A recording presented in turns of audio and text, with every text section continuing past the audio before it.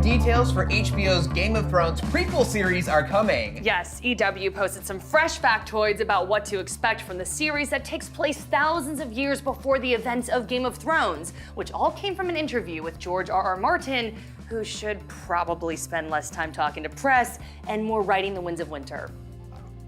Let's start with the title. While Martin did not reveal the title outright, he did say, quote, "I heard a suggestion that it could be called The Longest Night, which is a variant I wouldn't mind."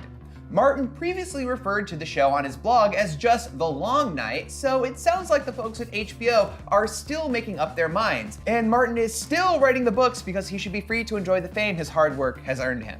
Well, he's been enjoying it for a long while. Anyway, the next juicy morsel from this interview is that while the prequel series takes place in Westeros, the geopolitical landscape will look a lot different than we're used to. At this time in history, Westeros is divided up way more than just 7 kingdoms. If you go back further, then there are 9 kingdoms and 12 kingdoms, and eventually you get back to where there are 100 kingdoms, petty kingdoms. And that's the era we're talking about here, Martin said. Even though a lot of fans were not happy with how Game of Thrones ended and would really like to read the book ending. And though things will be pretty different, you can expect to see some familiar houses and creatures. The Starks will definitely be there, Martin said, clearly taking a break from his books to talk about yet another project he's creating for fans to enjoy.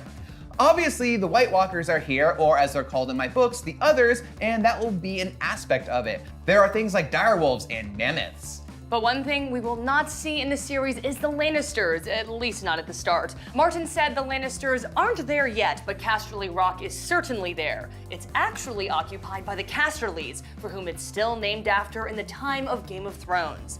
Martin's referring to Casterly Rock, and we know the Casterlys were swindled out of their home by Lan the Clever, who started House Lannister, get it? So perhaps we'll see the origin of the Lannisters in this show, which at this point will probably come out before The Winds of Winter. Wow, okay. Well, so what do you think of these new details on what may or may not be called The Longest Night? Let us know in the comments. And if Martin is watching this, some of us understand that the books and TV shows are different things, and we'll be happy to watch or read them whenever you think they're ready to come out. Just write faster. Or not, it's up to you. You've already given us so much. It has been 8 years, Joshua. Read something else, Jackie! How many decades